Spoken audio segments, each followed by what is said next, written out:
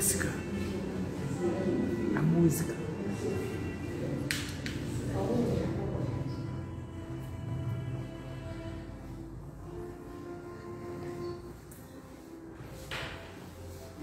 Bom, na tarde de hoje, gostaria de cumprimentar a Ana Paula. Seja muito bem-vinda. Tenhamos uma ótima tarde.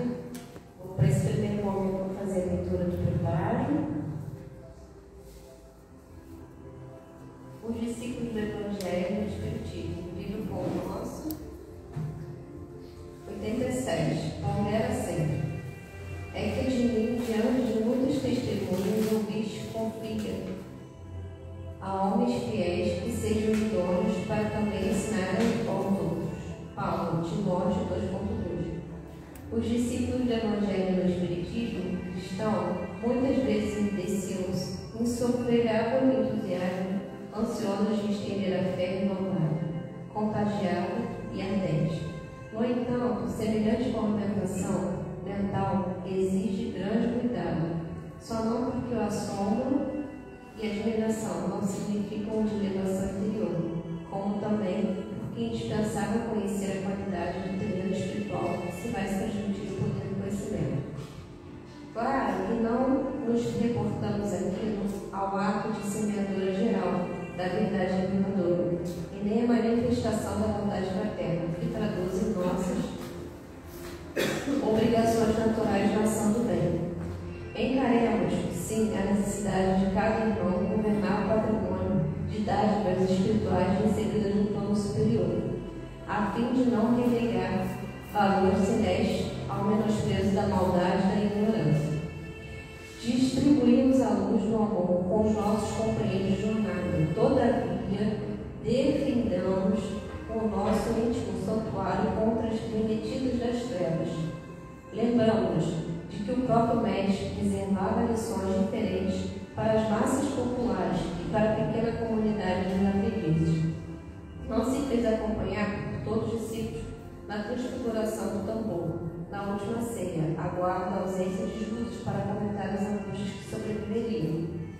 É necessário atentarmos para as atitudes do Cristo, compreendendo que tudo está destinado a todos. Os espíritos enobrecidos se comunicam na esfera carnal, adotam sempre o critério seletivo, buscando criaturas idôneas e fiéis, habilitadas a ensinar aos outros. Se eles que já podem identificar os problemas com visão dominada, agem com prudência nesse sentido. Como não deverá viajar discípulo, que apenas dispõe olhos corporais. Trabalharemos em benefício de todos, estendendo os laços fraternos, compreendendo, porém, que cada criatura tem seu grau de infinita escala da vida. Bom, após o preparo, vamos fazer uma prece inicial. Senhor, que nesta tarde possamos receber esses ensinamentos necessários para o nosso progresso na Terra. Pedimos a proteção, a paz e a harmonia dos nossos irmãos espirituais, que recebemos a luz, a paz e a sabedoria, que seja uma tarde de ensinamentos, de paz. Graças a Deus. A palavra para a Ana Paula. Até 6.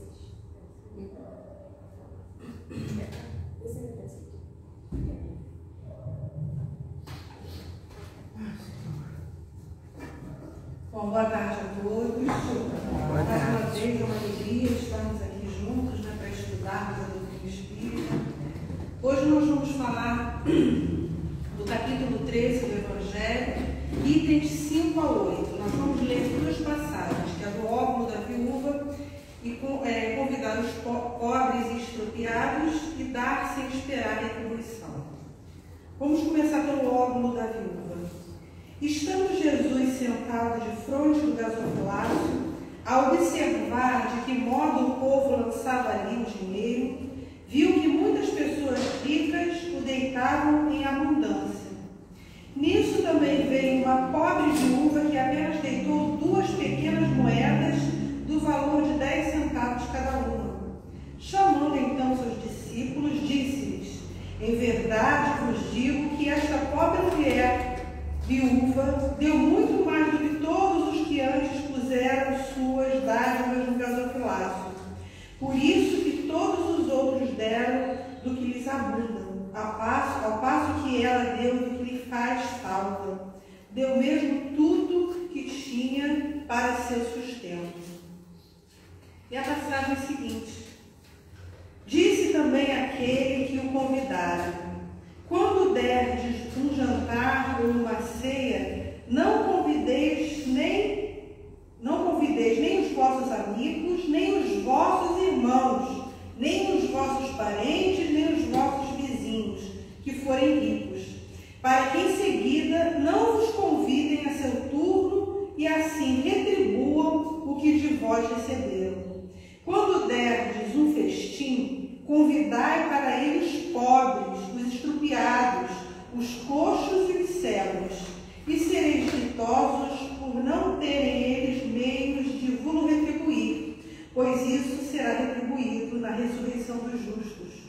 Um dos que se achavam à mesa, ouvindo estas palavras, disse: feliz do que comer o pão no reino de Deus.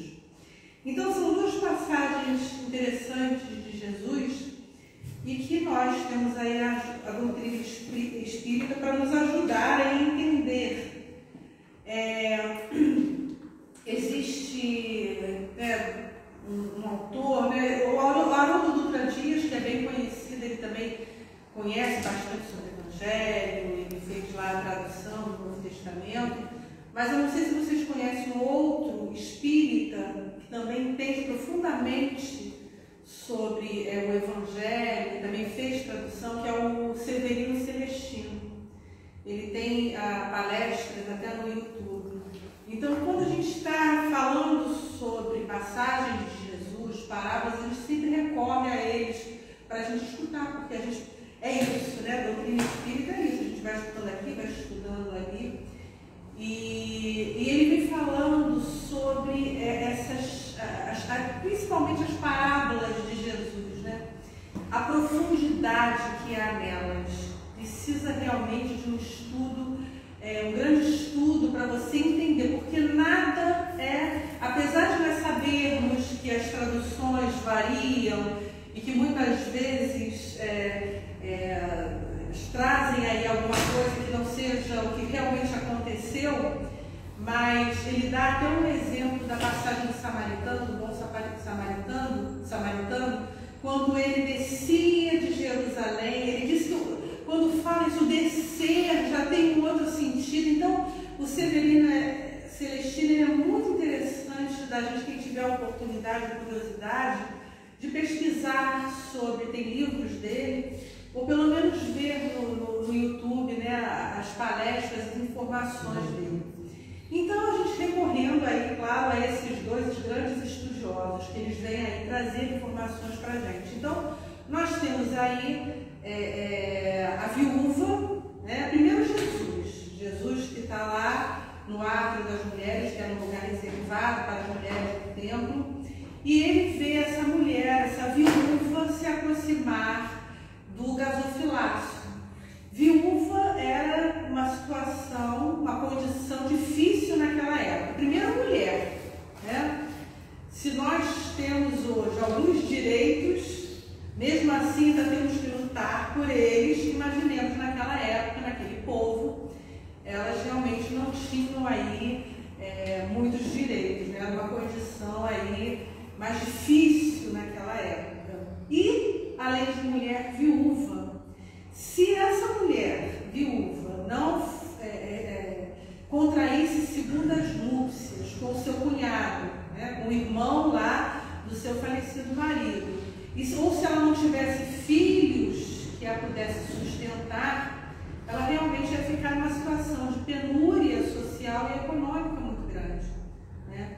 Então, essa mulher que provavelmente não tivesse casado em segundas núpcias e não tivesse filhos, que entra lá e se dirige ao gasofilaço, que era o local onde tinham as 13 urnas, onde eram depositadas as doações lá para o templo. E ela coloca as suas duas únicas moedinhas. Aqui nessa tradução falam 10 centavos. Mas na época eram as duas moedas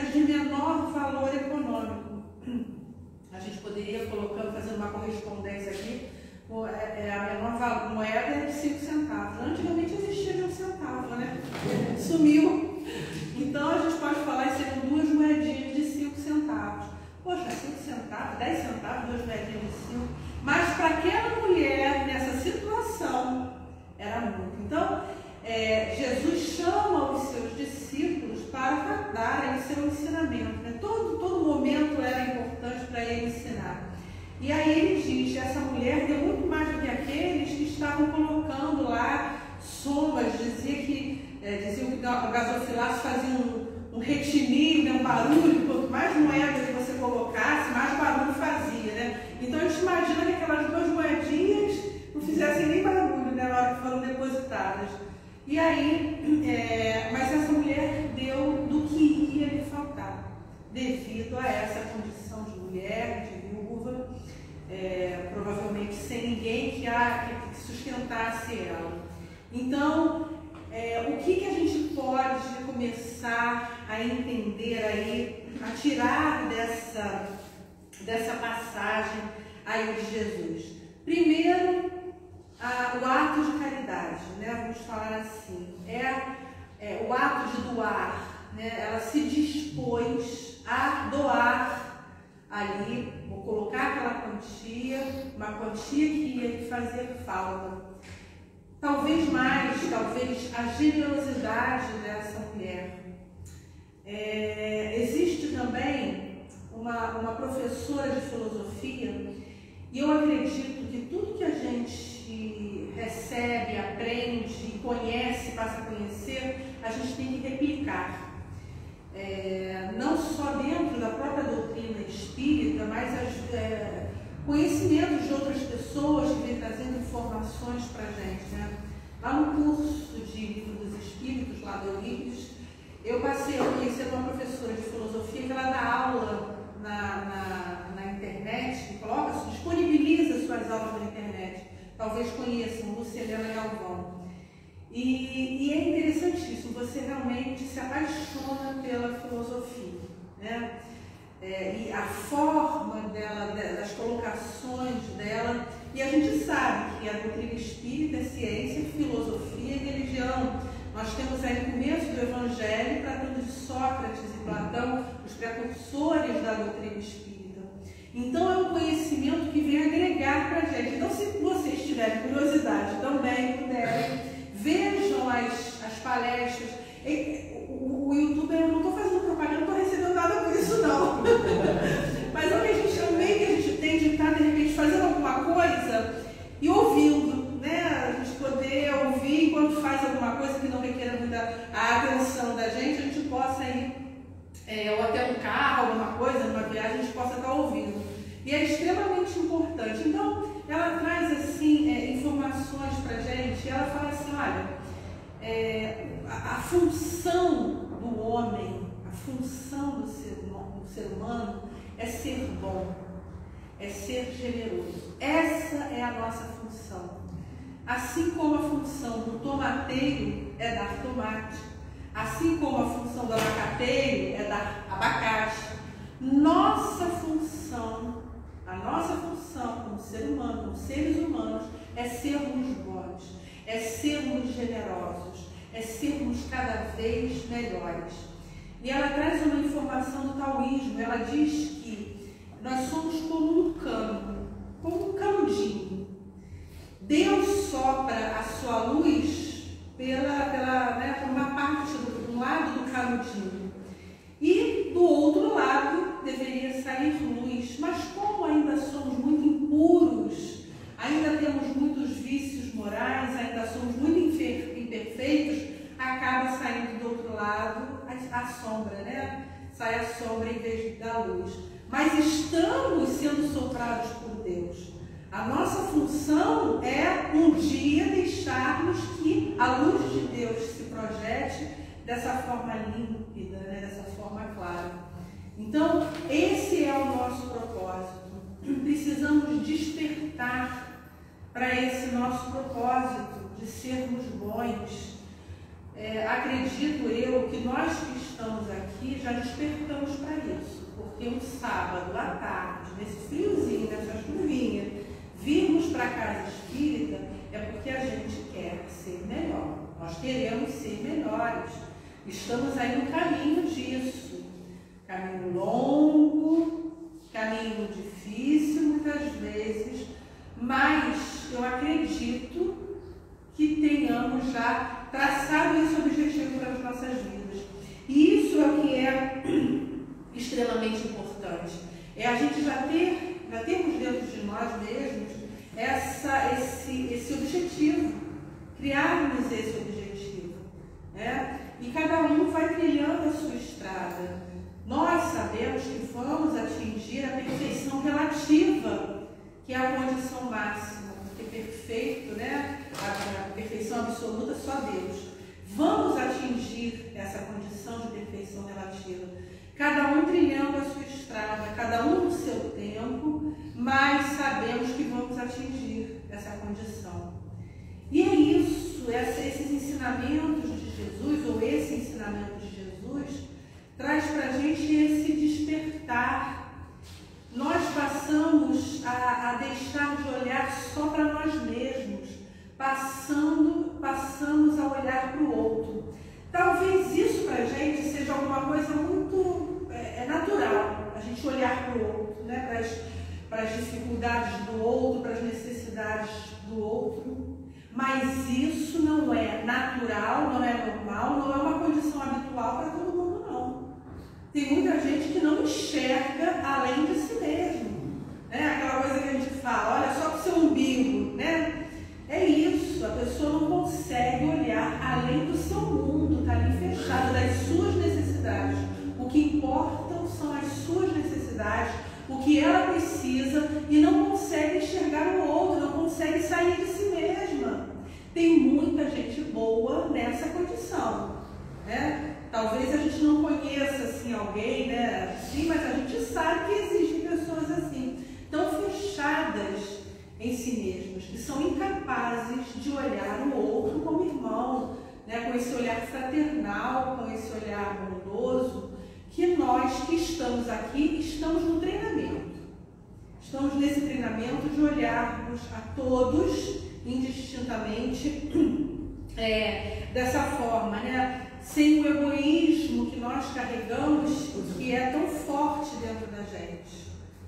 Os espíritos estão sempre nos recordando, nos alertando que as duas maiores dificuldades são orgulho e egoísmo. E são mesmo. Se nós formos ver as dificuldades que a gente tem, sejam em casa, no trabalho, vizinhança, enfim, as nossas agruras, as nossas impaciências, tudo isso lá, pode ver que lá no fundinho tem orgulho, tem egoísmo. Do outro, não nosso. A gente está falando para nós mesmos, né? Para nós nos reconhecermos, para nós nos enxergarmos, mergulharmos dentro de nós mesmos. Vamos encontrar coisas boas, é claro e evidente, como eu falei. Nós não estamos aqui, não fomos obrigados. Vai lá na casa espírita, né? A gente já sente essa necessidade e vontade de estarmos aqui. Então, a gente já está aí, devagarzinho, conquistando essa renovação íntima. E isso é que é importante para todos nós. Jung dizia que a consciência desperta com os contrastes. O que quer dizer isso? Enquanto está tudo muito bom, tudo muito bem, está feliz da vida, muitas vezes a gente não consegue enxergar a dor do outro, as necessidades e tal, mas basta nós sermos,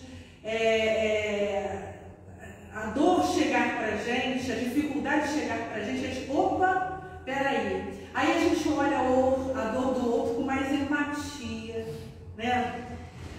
Costuma-se normalmente falar que a gente chega na casa espírita ou pelo amor ou pela dor. Eu arrisco dizer que a maioria chega pela dor, né? Eu arrisco dizer que a maioria chega pela dor.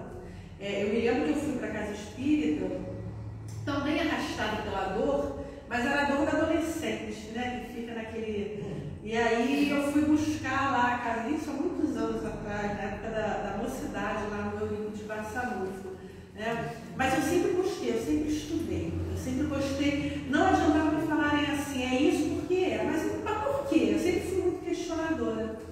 E quando eu entrei lá na doutrina, depois eu levei o meu pai e minha mãe, eu falei assim, é aqui, são aqui as respostas que eu quero ter.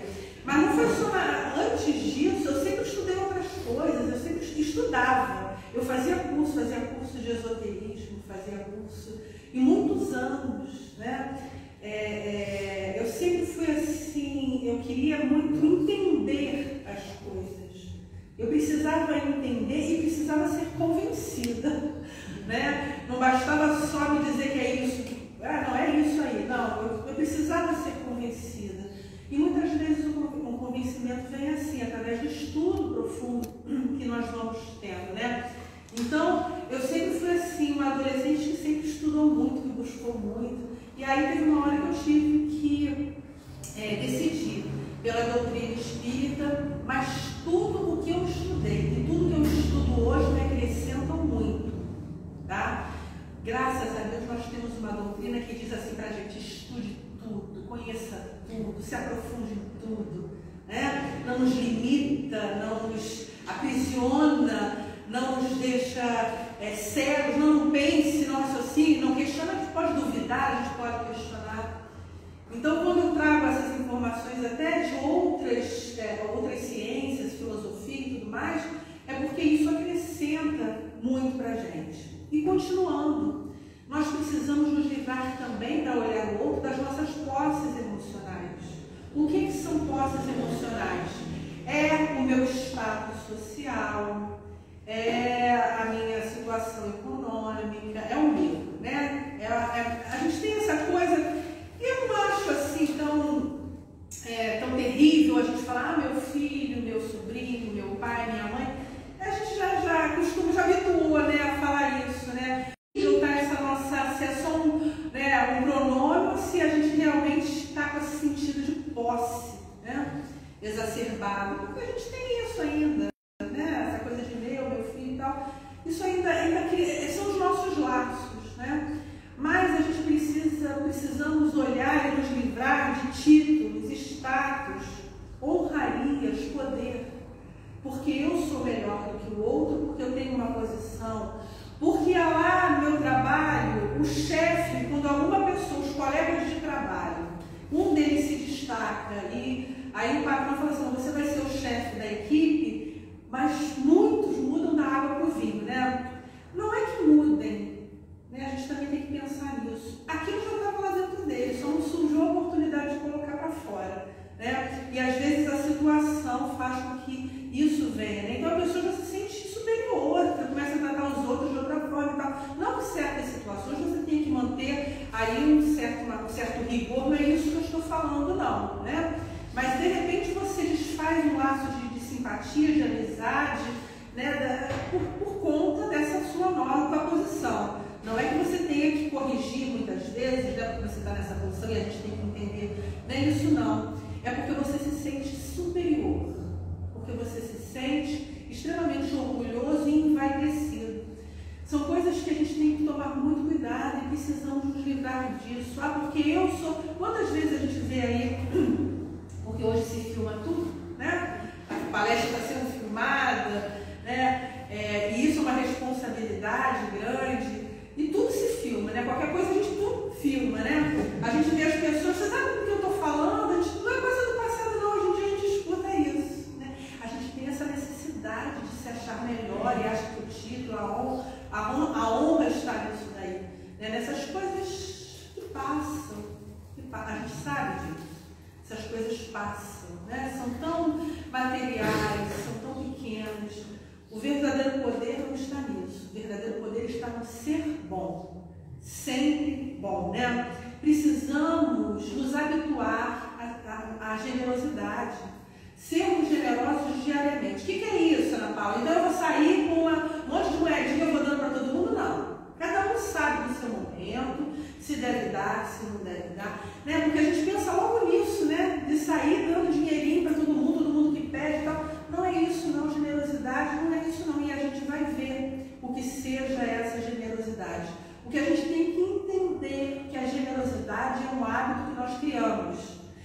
precisamos praticar todo dia, porque nós somos pessoas assim. No nosso nível evolutivo, as coisas têm que ser criadas, né? Até o bem tem que ser, nós precisamos nos habituar ao bem para que ele se torne natural um dia, né? A gente precisou vir para a casa espírita e está aí há muitos anos para sermos um pouquinho melhores, para olharmos o outro, mas isso é tudo uma questão de hábito, de vontade e de nos habituarmos realmente ao bem. Vai chegar um momento em que isso daí vai ser tão natural para a gente que a gente não vai nem perceber os nossos atos de generosidade. Mas por enquanto precisamos, da mesma forma que nós fomos forçados a usar um cinto de segurança, que eu me lembro muito bem, que a gente não usava cinto porque não tinha uma lei para isso, né? Nós não usávamos cinto de segurança.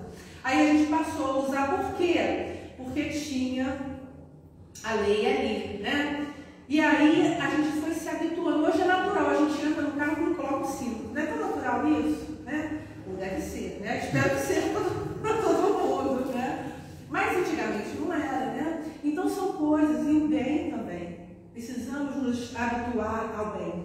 E aí no segundo ensinamento de Jesus, vem falando de convidar os pobres e estrupiados. Quer dizer, você quando for dar um festim, uma festa, não vai convidar lá, não, vou convidar aquele meu vizinho lá que é rico, ou um parente que é rico, não, vou convidar fulano, porque quando fulano fizer lá um churrasco, ele vai me convidar também. Não, vou convidar um colega de trabalho, não, porque aí eu vou convidar o patrão ou o gerente, porque aí eu posso conseguir alguma coisa dele.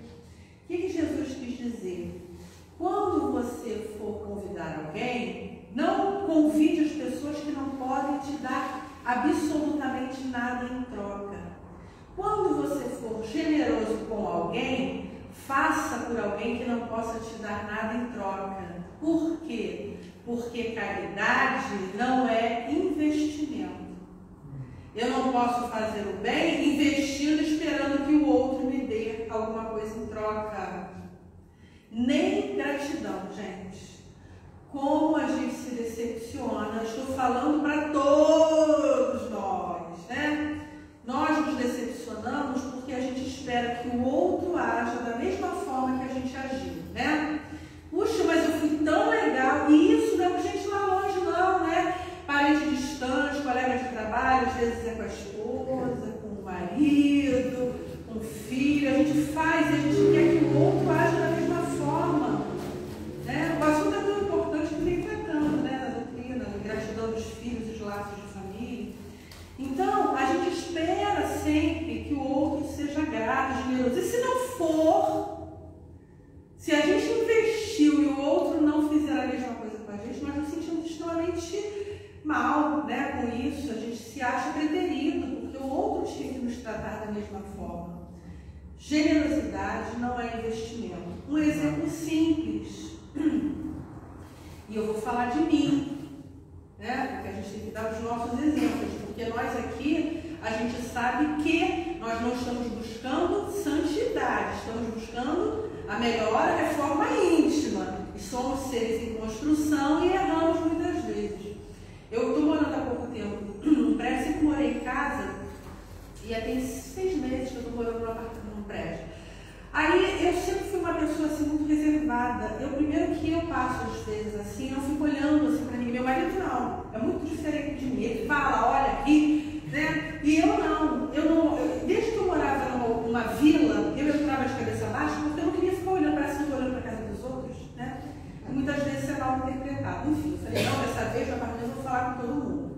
Aí chego, levanto, só que eu não gravo às vezes as pessoas, tá? E isso acontece até com pessoas que vêm falar comigo depois de palestra, ou gente que me encontra em outra casa espírita. Às vezes eu fico com uma cara de paisagem, porque eu não estou reconhecendo, e a idade vai chegando, eu só reconhecendo, mesmo sorrindo. Né? Eu falo, gente, não dia que eu conheço essa pessoa, enfim.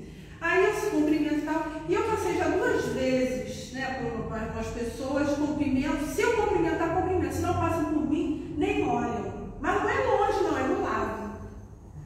Aí eu fiquei muito chateada. Aí eu falei para o meu marido, não vou cumprimentar mais ninguém. Eu vou entrar nesse prédio aqui. Não vou cumprimentar, porque o pessoal não cumprimenta.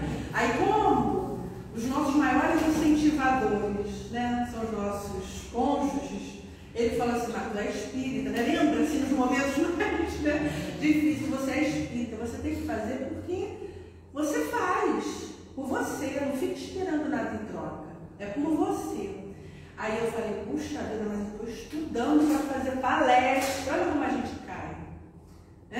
Mas é isso mesmo, mas a gente faz o que? A gente reflete, mas puxa, eu errei e tal. É isso que nos faz, esse é o nosso diferencial. É a gente poder realmente se conhecer e ver que a gente, poxa, me equivoquei, não é bem assim e tal. Quem de nós iria dar um sorriso para o outro, né? Isso acontece às vezes no trabalho, você entra assim, você sorri, bom dia, a pessoa... Né? É difícil, né? Porque você quer o bom dia de volta, né? Pensa, gente, isso é comum, né? A gente pensa assim, mas custava alguma coisa dar um bom dia, boa tarde, enfim, cumprimentar, custava alguma coisa, né? Aí eu penso assim, mas será que sou eu? Que nessas coisas eu andar pela rua, alguém passa por mim, eu não estou nem aí, né? Mas tem isso também, essa avaliação, né? E pensarmos nisso, é no nosso investimento, não pensarmos na generosidade como um investimento, né? Sermos generosos porque isso nos faz bem, é o nosso diferencial. Ser feliz pelo simples fato de a gente estar fazendo bem. Bastou, eu cumprimentei, acabou. Não espere cumprimento, não fique ali na expectativa de receber. Dê, seja generoso, faça por você o bem. Uma hora esse bem vai frutificar. Eu estou vendo um filme do Tom Hanks, olha só como é que são as coisas, né? Eu estava lá no salão e aí duas pessoas assim conversando falaram do filme, né? Aí eu gravei e falei assim, poxa, minha casa, vamos ver com esse filme aí, vamos ver com esse filme aí, né? Aí eu fui e ainda não terminei não, porque às vezes não dá para você ver o filme todo de uma vez, eu vou vendo assim diariamente uns pouquinhos, né? Mas é muito interessante, é o pior vizinho do mundo, né? E aí eu não vou dar spoiler do filme não, porque senão vai ficar chato. Só vou contar dessa parte da coisa do vizinho que é emburrado e os outros não estão nem aí, falam com ele, né? Isso é bem interessante, tem a ver com o que a gente está falando aqui. E insistem, vão lá, oi, não sei o quê. A vizinha vai lá levar uma comidinha, e ele, o que você quer? Assim, curto e grosso, né? Não, tá bom, tá, tchau, entendeu? Então, assim, é bem interessante isso. Aí eu falo assim, nossa, como eu queria ser essa daqui, né? Porque a gente espera do outro. A gente ainda é feliz se o outro responder à nossa felicidade, né? É a mudança, a gente está aqui para mudança, para primeiro entender, processar e a partir daí tem uma nova caminhada, né? O imperador Marco Aurélio, ele era conhecido por ser muito bom e aí ele foi questionado, mas você é bom por quê? Porque você está esperando alguma coisa depois que você morrer? Um lugarzinho bom lá do outro lado, depois que você morrer? E se não existir nada disso? Se não houver nada depois da morte? Aí ele respondeu assim, bom, se houver alguma coisa após a morte, então eu tenho que fazer o bem agora para poder ser merecedor desse lugar aí. Mas se não tiver nada após a morte, essa é a única oportunidade que eu tenho de ser bom. Pensemos assim. Essa é a única oportunidade que a gente tem de nós sermos bons.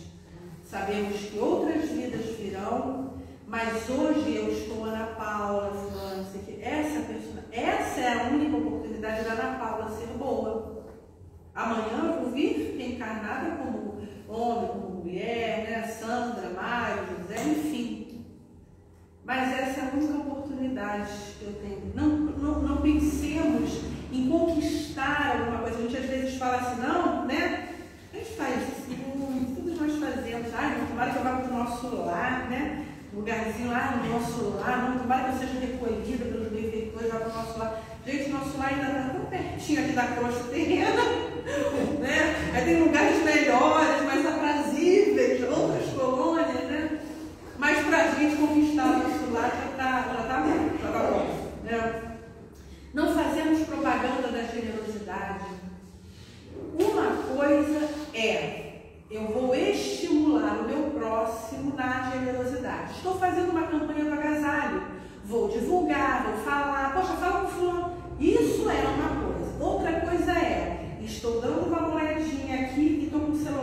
ó, tique, né? Para tirar uma foto, para verem como eu sou uma pessoa boa.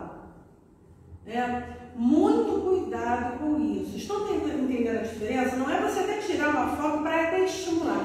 O que eu estou falando é o que vai por trás desse ato. Não é o estímulo, não é aquela coisa de, poxa, legal, eu fiz isso, eu fiz uma quentinha, eu distribuí na rua. Não é, né? Você colocar, poxa, eu fiz. Não é isso. É o que está dentro de você quando você clica isso daí, quando você eterniza isso daí. É realmente o bem? É a divulgação ou é se envaidecer? Ou é massagear o orgulho, a vaidade? Precisamos atentar com isso. Dar, mas sem a coisa de divulgar o nosso, em como somos bons para os outros, né? Facebook, gente, é todo mundo lindo, maravilhoso, todo mundo bom, famílias cheias de coração assim, entendeu? Tira uma foto ali de família, é sempre assim? Não, nem sempre é assim, a gente sabe disso, né? Precisamos filtrar, porque tem pessoas que veem isso e se sentem, puxa, não tem isso dessa alegria, essa felicidade, e vão arriscando para o caminho do suicídio ou de uma depressão, e sem essa percepção de que aquilo dali muitas vezes não corresponde à realidade. Fazer o bem sem pensar se o outro merece. Ah, eu vou dar isso daqui, mas será que o outro merece? O que o outro vai fazer com o teu bem? Aí eu tenho umas roupinhas, mas será que a pessoa, uma roupinha linda de sair uma menina, será que a pessoa vai botar no dia de festa ou vai botar para a criança brincar lá na terra? Vai sujar a roupinha. Estou falando de casos reais, tá? Não, eu não vou fazer o bem. Se eu ganhar uma loteria, se eu tiver um dinheiro, tiver recursos, nem loteria, tiver recursos para tirar uma pessoa da rua, para dar uma casa para a pessoa. Não, eu vou fazer isso não, porque de repente a pessoa, a missão, o planejamento da pessoa era sofrer. Eu vou estar interferindo no planejamento da pessoa que quer sofrer. Eu não posso fazer o bem para ela. São coisas que eu já ouvi, tá? É isso? Ora, como é que você sabe se aquela pessoa já chegou no máximo lá do seu sofrimento e agora é a hora de ter uma nova oportunidade? Quem é você para julgar isso?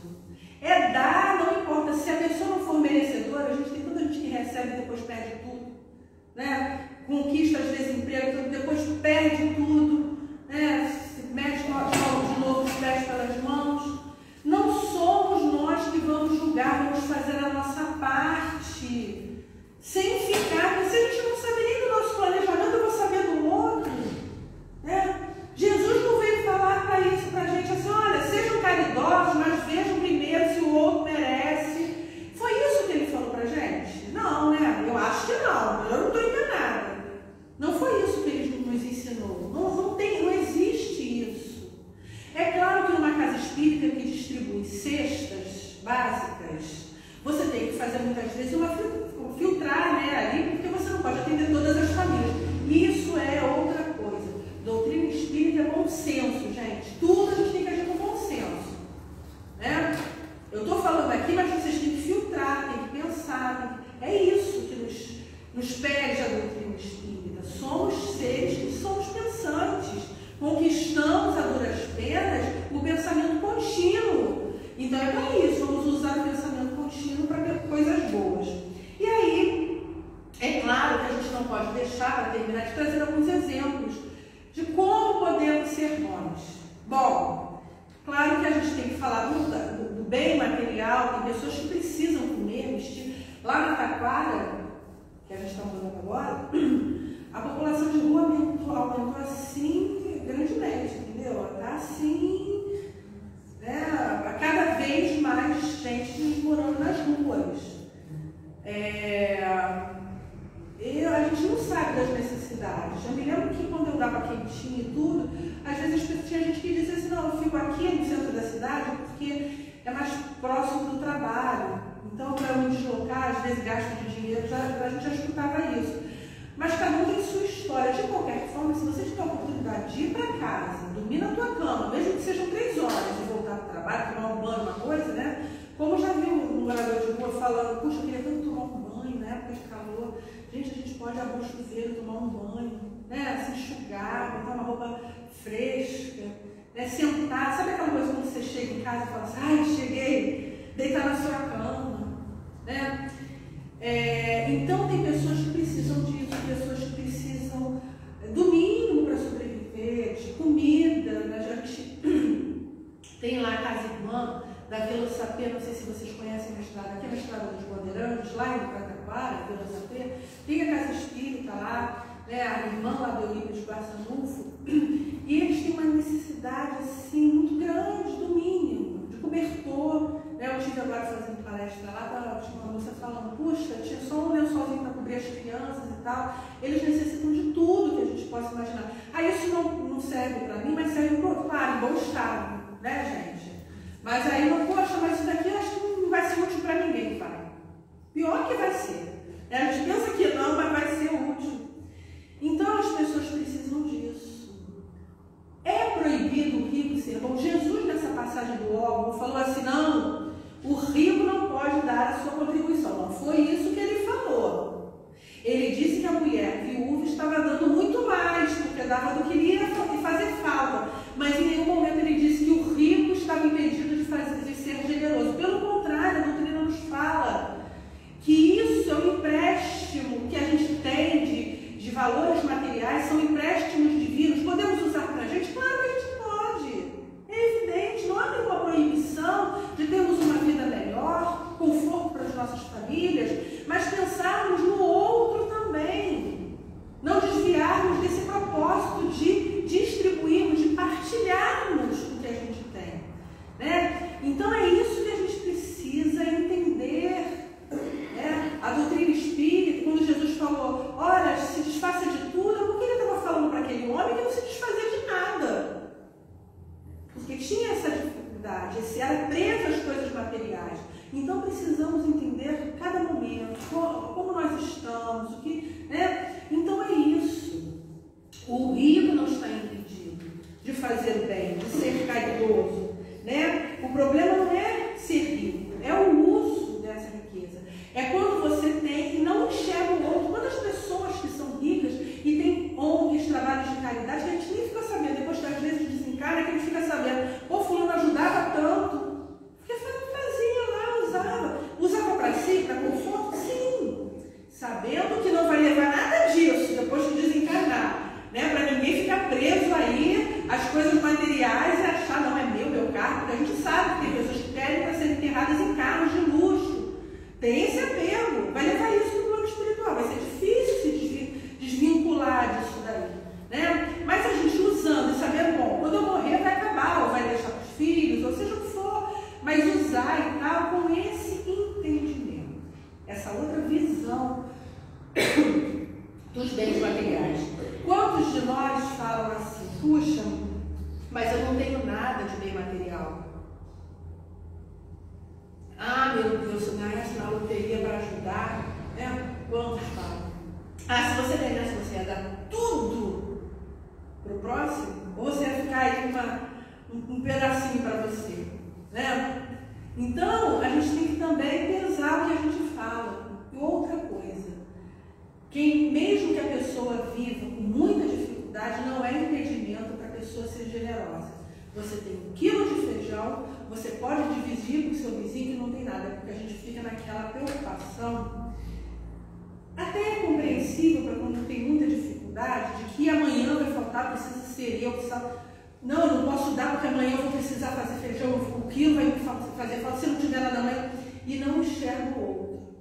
Mas nós temos vários casos de pessoas que simplesmente dão e no dia seguinte recebem o dobro. Porque você deu com todo o seu coração, porque você, dividindo, você talvez não coma um prato cheio. A metade do prato vai satisfazer você, como o outro vizinho também vai satisfazer a família, entendeu? Então a gente acha que porque a gente não tem, a gente não pode dar. Não é isso. O óbolo da viúva nos dá esse exemplo. Ela deu tudo, a gente não precisa dar tudo, né? Porque aí é muito desprendimento para a gente. Mas não ter recursos não é desculpa para não sermos generosos. Então a gente precisa avaliar quantas coisas a gente joga fora, comida a gente joga fora, pão, o pão ficou velho, e a gente podia dar coisas que a gente tem em casa que a gente guarda, aquela roupa, aquela roupa dali eu vou guardar para quando eu emagrecer, quando eu engordar, quando vier o inverno, porque a moda vai voltar, né? Não, a moda disso aqui eu vou guardar porque a moda vai voltar, porque eu posso precisar. E tem gente que nem precisa, porque depois quando precisa compra até coisa nova, tá?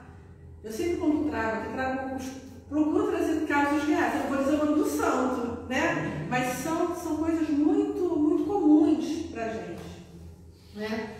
E não podemos esquecer da generosidade moral, que acho que a gente já falou, né? Dessa generosidade moral, né? Suportar uns aos outros. Os Espíritos nos pedem que nós suportemos. Eles usam essa palavra porque sabem da nossa dificuldade de relacionamento. É difícil, gente. Não pense que seja tudo as mil maravilhas. É difícil, relacionamento é difícil, casamento é difícil, filhos são difíceis, tudo. Nós somos difíceis, né? Quantas vezes eu me pego pensando assim, nossa, mas eu sou chata, né? Sabe, a gente tem que se reconhecer, nossa, mas eu sou chata nisso, né? Mas nós temos nossas manias, nós temos toques, nós temos não sei o quê, tem essas coisas. Mas precisamos suportar. Os Espíritos não vão nem falar assim, olha, vai, ame profundamente, não. Se suportem uns aos outros, né? Queiram pelo menos se suportar uns aos outros, tenham essa vontade, se habituem a suportar uns aos outros. O famoso BIP, a benevolência, que é o bem ao outro, a indulgência, né? É você se colocar no lugar do outro, ser tolerante. E o perdão ao outro, o perdão a si mesmo, não se sentir culpado quando erra, seguir adiante, porque nós ainda estamos nos construindo como seres melhores. Caridade é muito mais que esmola. Ser caridoso é ser profundamente humano. Está em Lázaro Redivivo. Saber ouvir o outro, não passar muitas vezes o outro quer só que a gente o ouça, mesmo sendo uma pessoa que fala muito, que vem com as mesmas ladainhas. Saber ouvir.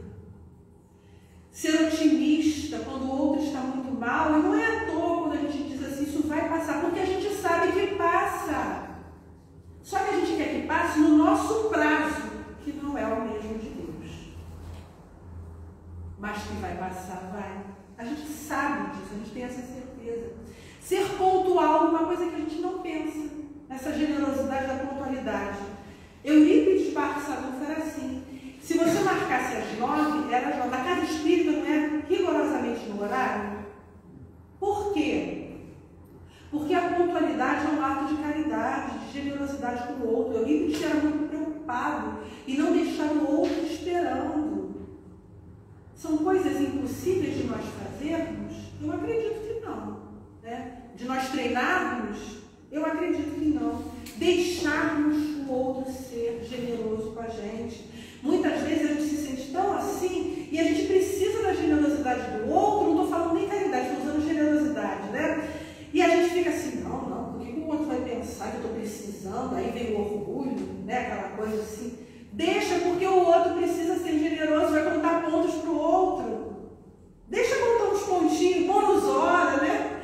Que os espíritos falam para a gente, deixa contar uns pontinhos lá, para ele ter um lugarzinho melhor no plano espiritual. Deixa o outro ser generoso com você, nós precisamos uns dos outros. Nós não somos completos. E terminando, trouxemos uma passagem que está na Revista Espírita, de 1864, que a gente precisa estar preparado sempre para sermos instrumentos do plano espiritual.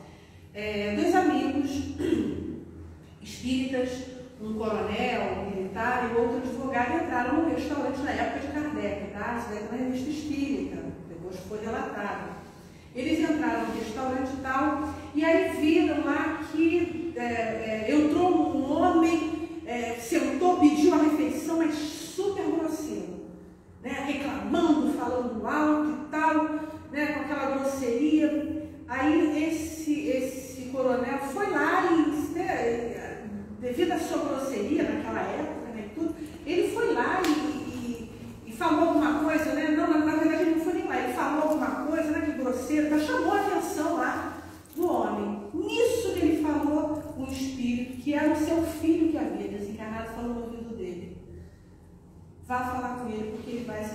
suicidar. E aí ele imediatamente para com aquele pensamento, porque ele estava conversando lá com o amigo dele, já tinha projetado o pensamento, enviado aquela carga negativa lá para esse homem. E aí ele levanta, chama esse homem a um canto e fala assim: olha, meu irmão, eu sei que você vai se suicidar. Aí ele se espanta: mas como é que você soube disso e tal? E aí ele começa a dizer que ele estava numa situação de penúria muito grande, ele não estava vendo saída, ele estava numa situação econômica, não tinha mais nada, tinha perdido casa, ele tinha sido, se não me engano, um ortopedista, ele perdeu tudo por causa de um sócio, que havia lesado ele. Então ele estava morando de favor na casa de uma pessoa que não tinha condições nem de alimentá-lo, um ortopedista. Então ele se viu numa situação que ele só enxergava a única saída como suicídio. E aí ele foi ajudado, os espíritas lá ajudaram ele, um padre ficou sabendo da história, um padre depois escreveu a Kardec, ele também ajudou, para vocês verem que não há essa coisa de não, porque dessa religião não vou ajudar, porque... não. E assim foi, esse homem foi ajudado lá e desistiu daquele ato. Então, que sejamos sempre vigilantes, orar e vigiar, vamos fazer o contrário, vigiar e orar. Para sermos o melhor instrumento, porque a todo momento nós somos chamados, precisamos ser generosos com os nossos pensamentos, não engrossar os pensamentos ruins que a gente vê na internet, quando os nossos irmãos cometem crimes ou cometem atrocidades, não que a gente fique assim, porque as pessoas acham que espírita fica assim, sem sentimento, frio, não é isso não. A gente acha errado, a gente se condói com aquilo dali, mas a gente não fica assim, olha, mas isso daí, tomara que aconteça isso, tomara que você... É isso, não engrossar essa onda de negatividade. Tentarmos fazer aí, termos um pensamento, se não de amor profundo por aquilo, porque aquilo muitas vezes nos choca, mas não engrossarmos isso daí, pedimos a Deus, ilumina essa pessoa aí. A gente sabe das consequências, sabe que quem praticou mal tem como consequência o mal, Costuma ser assim. Mas lembrando de André Luiz que disse que o bem feito hoje afasta, elide o mal feito ontem, Cada história é uma história. Então que a gente possa pensar, refletir em cima dessas pequenas reflexões aí, desses ensinamentos aí que Jesus nos trouxe, que a doutrina espírita nos traz, e que a gente pode aí conversar, Hoje nós temos aí o Consolador que nos dá a oportunidade de conversarmos, nos aprofundarmos um pouco mais em cima desses ensinamentos preciosos de Jesus. Muita paz. Muita paz.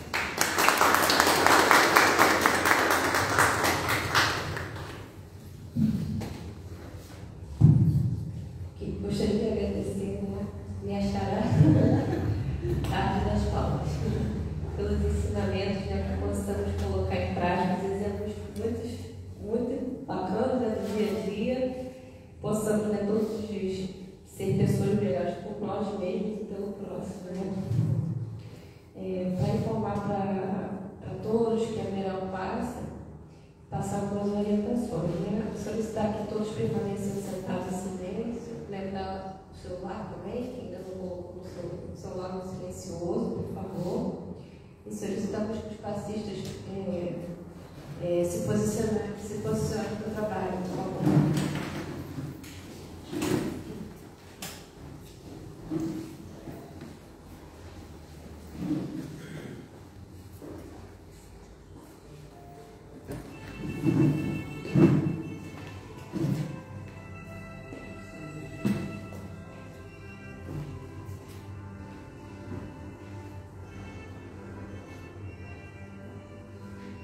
Graças a Jesus.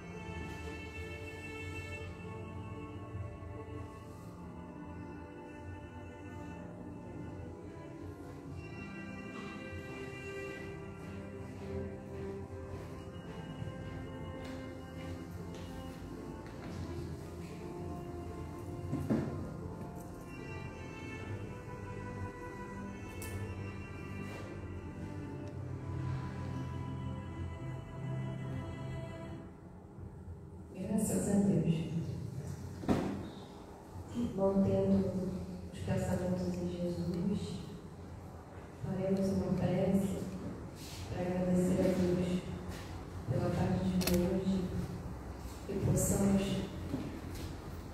esta noite continuar recebendo bons frutos, energias positivas, e os irmãos possam pensar nos nomes, colocar em prece de radiação e nas águas para que possam ser purificadas com energia de amor, saúde, paz, harmonia.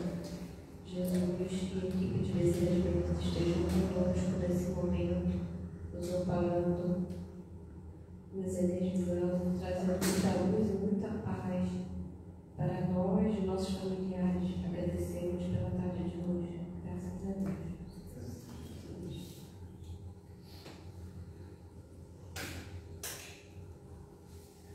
Bom, em continuidade,